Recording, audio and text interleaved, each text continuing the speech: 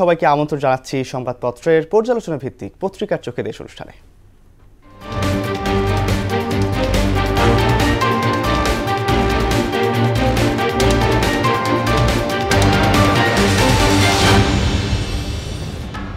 দর্শক, অনুষ্ঠানে আজকের অতিথি মোহনা টেলিভিশনের যুগ্ম বার্তা সম্পাদক নাসির উদ্দিন।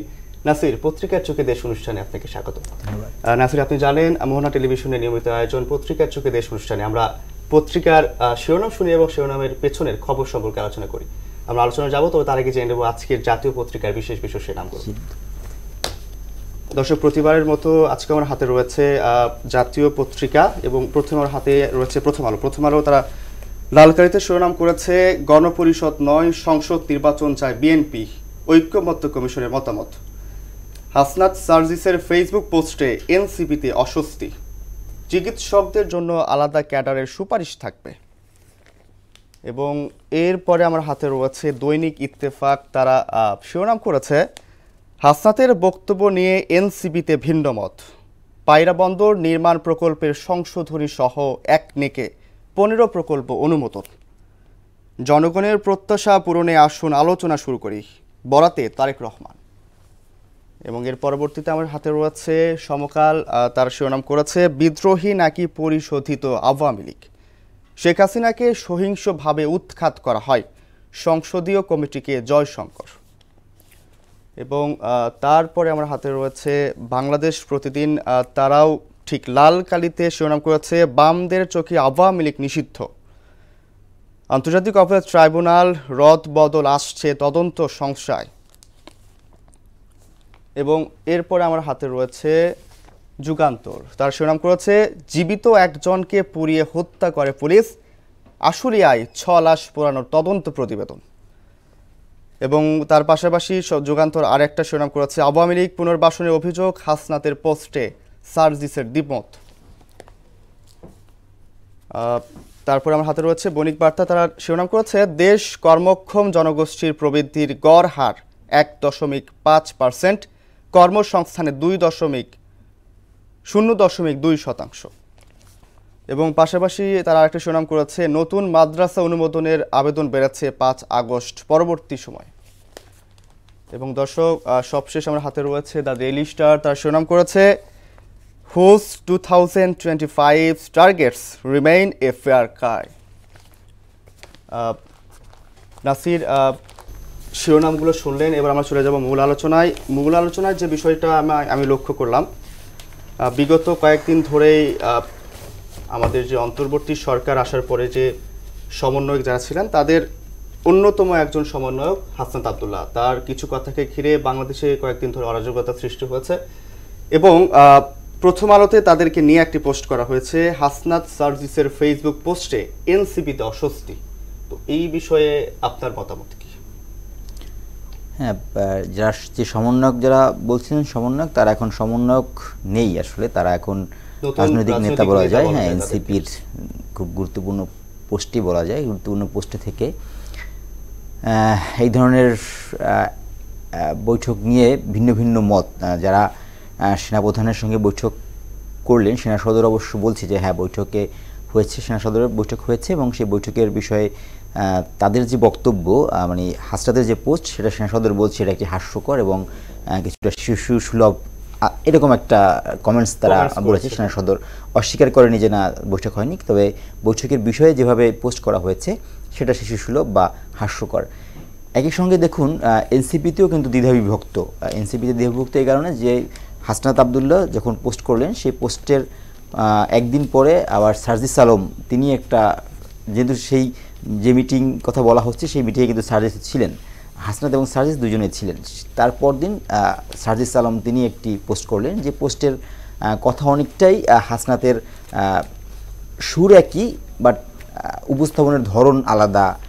যেটা হাসনাত যেভাবে দাবি করছে, সার্জিস বলছে না যে সেনাপ্রধান সেভাবে কথা বলেনি, সব কিছুতেই এক ধরনের ধরন আলাদা। এবং ওই এনসিপির আরও একজন নেতা আছেন নাসিরুদ্দিন পাটোয়ারি, তিনি বলেন যে এই ধরনের পোস্ট শিষ্টাচার বর্জিত, যিনি যেটা আসলে এনসিপিতে এখন 2-3 জনের এই কথা, 2-3 রকমের কথা, তাদের ভিতর থেকেই আবার এক একজনের মন্তব্য, এই সব কিছু মিলিয়ে এনসিপিতে অস্বস্তি। এবং আমার কাছে যেটা মনে হয় যে এই ধরনের অতি কথন রাজনীতির জন্য কিংবা দলের যে স্ট্যান্ড থাকে সেটা আসলে খুব বেশি ভালো কিছুর মানে মান ক্ষুণ্ণ করছে, ভালো কিছুর বার্তা এখান থেকে নেই অন্তত পক্ষে। মানে এটা খুব টেকনিক্যালি নতুন রাজনৈতিক দল এবং তারা সবাই ইয়াং, সেটা ঠিক আছে, সবাই ইয়াং ঠিক আছে, কিন্তু তারপরেও আরও বেশি পরিপক্কতা, আরও বেশি দায়িত্বশীলতার আশা করে একটা রাজনৈতিক দলের যারা শীর্ষ নেতৃত্ব থাকে তাদের কাছ থেকে মানুষ আরও বেশি পরিপক্কতা এবং দায়িত্বশীলতা আসলে আশা করে। নতুন রাজনৈতিক দল হিসাবে তাদের কাছ থেকে জনগণ এটা আসলে কাব্য করে না। আমরা চলে যাব নাসির আরেকটা শিরোনামে, সেখানে তার শিরোনাম করেছে গণপরিষদ নয় সংসদ নির্বাচন চায় বিএনপি। এই বিষয়টা তিনি কি বলতে চান? আপনি জানেন যে অন্তর্বর্তী সরকার আসার পর থেকে নির্বাচন নিয়ে একটা ধূম্রজালের সৃষ্টি হচ্ছে, তারই পরিপ্রেক্ষিতে প্রথম আলো। হ্যাঁ, এখানে ধূম্রজাল হচ্ছে নির্বাচন ইস্যুতে না, নির্বাচন ইস্যুতে এখানে গণপরিষদের প্রসঙ্গটা কেন আসলো? গণপরিষদের প্রসঙ্গটা আসলো আসলে এনসিপি থেকে। এনসিপির দাবি মূলত গণপরিষদ এবং সংসদ নির্বাচন একই সঙ্গে করার, সেখানে বিএনপির না। সেটা আছে বিএনপি এরকম আরও কিছু, কালকে জাতীয় ঐকমত্য কমিশনের কাছে বিএনপি তাদের প্রস্তাবনা জমা দিয়েছে, অ্যাজ ওয়েল অ্যাজ এনসিপিও জমা দিয়েছে। বিএনপির যে প্রস্তাবনাগুলোতে তিনি বেশ কয়েকটা জায়গায় স্পষ্ট করেছে, সেটা হচ্ছে যেটা একটা আপনি হেডলাইন পড়লেন, গণপরিষদ নয় সংসদ নির্বাচন চায় বিএনপি, এই একটা বিষয় আছে। তারপরে বিএনপির বেশ কিছু সংবিধানের ক্ষেত্রেও, যে সংবিধানের সংস্কারের ক্ষেত্রেও তারা যেভাবে ঢেলে সাজানো কিংবা ওই ধরনের সংস্কারে যেতে চায় না, রাষ্ট্রের নাম পরিবর্তনের এক ধরনের আলোচনা চলে আসছিল, সেই আলোচনাতেও বিএনপি না করে দিয়েছে। অর্থাৎ বিএনপি লিবারেল ডেমোক্রেসির যে এক ধরনের ধারা, সেই ধারাটাই বিএনপি হাঁটছে এবং সেটাকে যদি এখন তারা নির্বাচনমুখী, যত পরিকল্পনা যত চিন্তা সবই নির্বাচনমুখী, এবং সেই নির্বাচনমুখী এবং একই সঙ্গে গণতন্ত্রকে বাধাগ্রস্ত না করে এমন কিছু পরামর্শ তাদের এই কালকে যে প্রস্তাবনা দিয়েছে সেখানে উঠে এসেছে। আমার কাছে মনে হয় বিএনপির এই ধরনের স্ট্যান্ড, যেটা গণতন্ত্রকে আসলে এগিয়ে নিতে এক ধরনের সহায়ক ভূমিকা পালন করবে, এইটা এক ধরনের সামনে আসছে বিষয়গুলো। জি, আসলেই। আমরা চলে যাব সমকালে, তারা একটা শিরোনাম করেছে, শিরোনামটা আমি পড়ে নিই, বিদ্রোহী নাকি পরিশোধিত আওয়ামী লীগ। তো এই বিষয় নিয়ে অনেক কথাই হচ্ছে, তো আমি আপনার কাছ থেকে এই বিষয়টা নিয়ে মতামত চাচ্ছি যে বিদ্রোহী নাকি পরিশোধিত আওয়ামী লীগ, কি চাচ্ছে?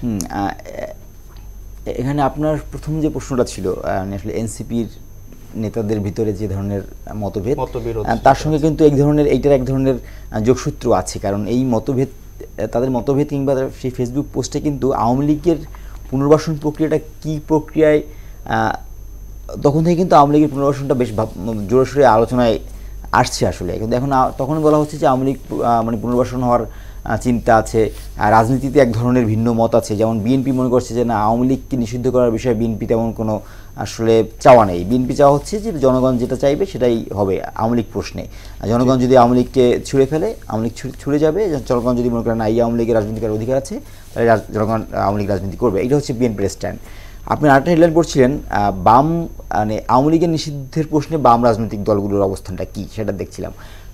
আমিও খোঁজখবর যেটা রাখছি, যাতে বামদের ভিতরেও কোনো দল আছে যারা আসলে আওয়ামী লীগ মানে কেউ রাজনীতি করবে না, কে রাজনীতি করবে কি রাজনীতি করবে না সেটারও এক ধরনের তারা মনে করছে জনগণের উপরেই ছেড়ে দিচ্ছি। জনগণ যদি আমাকে ভোটই না দেয় তাহলে আমার রাজনীতি করার না করার কি আসে যায়? আমরা তো অনেক কি পার্থক্য আছে। জনগণ যদি আমাকে ভোট না দেয়, জনগণ যদি আমাকে ম্যান্ডেট না দেয়, তাহলে আমি রাজনীতি করবোটা কীভাবে? এই একটা কথা আছে। আপনি যদি জনগণের উপরে ছেড়ে দেন এবং জনগণ যদি মনে করে না এইরা আওয়ামী লীগের রাজনীতি করার অধিকার নেই, তাকে ভোট দেওয়া যাবে না, তার পক্ষে থাকা যাবে না, তার আদর্শ মানা যাবে না, তাহলে তো আর ওই রাজনীতিকে নিষিদ্ধ করলেই কি, আর ওই রাজনৈতিক দল থাকলেই বা কি? আমরা অনেকবার দেখেছি, যেমন ধরুন জাতীয় পার্টি একসময় দেশের শীর্ষ রাজনৈতিক দল, যদি আওয়ামী লীগ এবং বিএনপির সঙ্গে তারা জোট করতে না পারতো, তাহলে হয়তো জাতীয় পার্টির রাজনৈতিক যে ভবিষ্যৎ সেটা আর অনেক আগেই বেশ কিছু একটা বিপজ্জনক অবস্থায় পড়ে যেত। এরকম অনেক রাজনৈতিক দলই আছে যারা একসময় খুব ভালো অবস্থানে ছিল, কিন্তু জনগণের ম্যান্ডেট না থাকার কারণে তারা আসলে রাজনৈতিক মাঠে আর সেই জায়গাতে দাঁড়াতে পারেনি। তো সেইখানে আওয়ামী লীগকে রিফর্ম হলে কী প্রক্রিয়া হবে, সেখানে আবার বেশ কয়েকটি ভাগ আছে। কেউ চাচ্ছে যদি আওয়ামী লীগকে রিফান্ড করা যায়ও, হাসিনা বিরোধী আওয়ামী লীগ, অর্থাৎ হাসিনার প্রভাব আওয়ামী লীগে থাকবে না, হাসিনা ছাড়া থাকবে না, সেটা চাচ্ছে যে হাসিনার কোনো কর্মকাণ্ড আওয়ামী লীগ থাকতে পারবে না, এভাবে রিফর্ম চাচ্ছে। আবার আওয়ামী লীগের ভিতরেই কেউ মনে করছে, একটা পক্ষ আছে আওয়ামী লীগের ভিতরেও, যে হাসিনা ছাড়া আসলে আওয়ামী লীগকে স্ট্রংভাবে সামনে আনা কতটা সহজ হবে যদিও এই মুহূর্তে শেখ হাসিনার যে ইমেজ, দেশ বলি দলের ভিতরেও বলি কোনো কোনো জায়গায় সেই ইমেজ সংকটটা এক ধরনের বিপদে ফেলবে আমার কাছে যেটা মনে হয়। যদিও আওয়ামী লীগ রিফান্ড হবে কিনা, কিভাবে হবে, তারা কতটা প্রস্তুত আছে, সেগুলোও এক ধরনের আলোচনা আছে। কারা চাচ্ছে কারা চাচ্ছে না সেটা একটা বিষয় আছে। যে সব কিছু মিলিয়ে আওয়ামী লীগের এখন রিফান্ড যদি হয়ও, বেশ কয়েকটি পক্ষ আছে, বেশ কয়েকটি প্রশ্ন আছে। যদি রিফান্ড হয়ও, যদি যেটা আলোচনা আসছে যে আসলে স্পিকার যে শিরীন শারমিন চৌধুরী কিংবা ফজলে নূর তাপস, কেউ কেউ আলোচনা আসছে সোহেল তাজ, যদি এরাও আওয়ামী লীগকে নেতৃত্ব দেওয়ার চিন্তা করে, যদি শিরীন শারমিন কিংবা ফজলে নূর তাপস, আমি আসলে এটা ওই আলোচনার স্বার্থে বলছি, আমি জানি না এ ধরনের কোনো পরিকল্পনা আছে কিনা আওয়ামী লীগ থেকে কীভাবে ভাবা হচ্ছে, এটা আলোচনার স্বার্থে বলছি, এটা আমার নিজস্ব কিন্তু মতামত না। যদি এই দুজনকে দিয়েও রিফান্ড করার চিন্তা করা হয়, তাহলেও আসলে শেখ হাসিনার বলয় থেকে বের হওয়ার কোনো আসলে উপায় দেখছি না। কারণ এই দুজন শেখ হাসিনার বলয় থেকে বের হয়ে যাবে না। এর বাইরে কি হতে পারে? হাসিনা বিরোধী অবস্থানে যাওয়ার মতো, আওয়ামী লীগকে সেভাবে নেতৃত্ব দিয়ে আসার মতো হাসিনা বিরোধী অবস্থান থেকে নেতৃত্ব দেবে, আওয়ামী লীগকে আবার সামনে নিয়ে আসবে বা সেটা কম্পিট করবে, এই জাতীয় বিএনপি, জামাত কিংবা এনসিপিওর সাথে কম্পিট করবে, এই ধরনের নেতৃত্ব সামনে আনা যাবে কিনা, আওয়ামী লীগ সেই ক্ষেত্রে নিজে কতটা প্রস্তুতি আছে, অন্যদের আলোচনা বাদ দিই আমরা, কারণ আওয়ামী লীগ নিজে কতটা বলছে যে আমরা এখন এইভাবে আসতে চাই, সেটা কি আওয়ামী লীগ কোনো আবেদন জানিয়েছে যে আমরা এইভাবে আসতে চাই, সেটা মনে আমার জানা নেই।